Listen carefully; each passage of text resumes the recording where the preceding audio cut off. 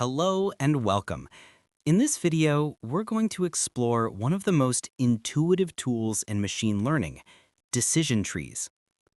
A decision tree is a supervised machine learning technique, which means it learns from labeled data where the correct outcome is already known.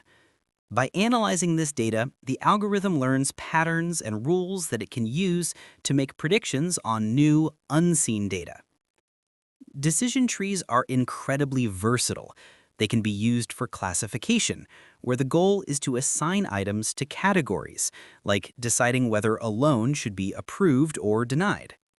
They can also be used for regression, where we predict continuous numerical values, such as estimating a customer's income or house price. The way a decision tree works is fairly intuitive.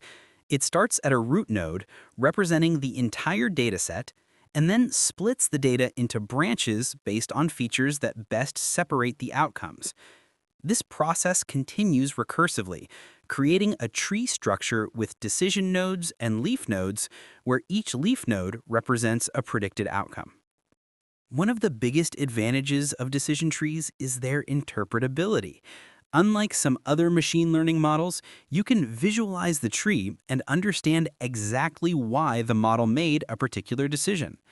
This makes them an excellent choice for educational projects, business applications, and data-driven decision-making. However, they also have limitations. Decision trees can overfit the training data, meaning they perform perfectly on past examples but poorly on new data. This is why techniques like pruning, limiting tree depth, or using ensemble methods such as random forests are often used to improve performance.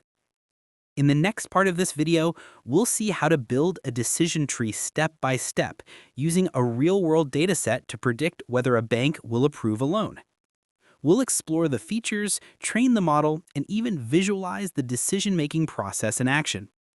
By the end of this tutorial, you'll understand how decision trees work, how to implement them in Python, and how to interpret their predictions, all in a clear, hands-on way. Let's get started. In this first step, we import all the necessary Python libraries. We use pandas and NumPy for data manipulation, matplotlib and seaborn for visualizations, and scikit-learn for building our decision tree model.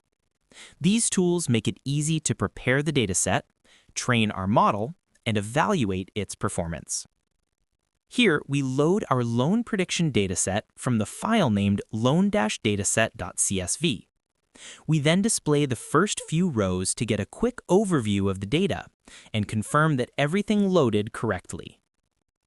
This cell displays the structure of the dataset, including column names, data types, and the presence of any missing values. Understanding the data types helps us identify which features need encoding, cleaning, or transformation before training our model. We now generate descriptive statistics for the dataset. This includes numerical summaries like mean and standard deviation, as well as categorical summaries such as the number of unique values. This helps us understand the distribution and behavior of each feature. Before building our model, we need to check if the dataset contains any missing values. Missing data can lead to incorrect training results, so identifying them early is essential for proper pre-processing. Here, we visualize the distribution of the target variable, loan status.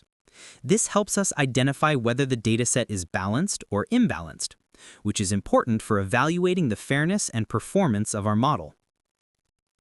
Most machine learning models, including decision trees, require numerical inputs. In this step, we convert all categorical features, such as gender, education level, home ownership, and loan intent, into numeric values using label encoding.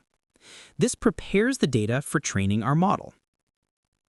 Now, we separate the dataset into two parts. X, which contains all the input features, and Y, which contains the target we want to predict, loan approval status. This separation is essential for training our decision tree model. We divide our data into a training set and a testing set. The model learns patterns from the training data and is evaluated on the test data to measure how well it generalizes to unseen examples. In this cell, we create and train our decision tree model. We use the Gini impurity as the splitting criterion. The model analyzes the training data, learns the patterns behind loan approval decisions, and builds a tree structure that will be used for prediction. Once the model is trained, we use it to make predictions on the test set. This gives us the model's output for loan approval or rejection for new unseen examples. Now, we evaluate the performance of our decision tree.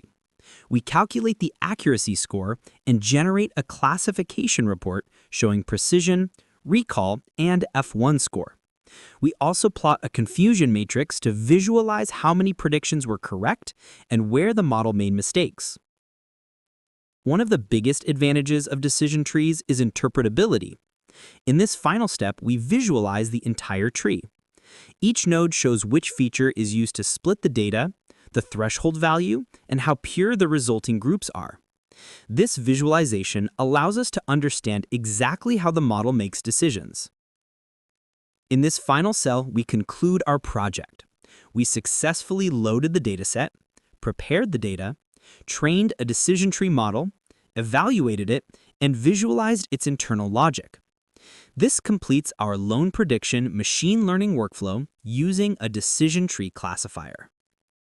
And that's it for this lesson. Thank you for watching. You can find the full code and the complete course in the link in the description. See you in the next video.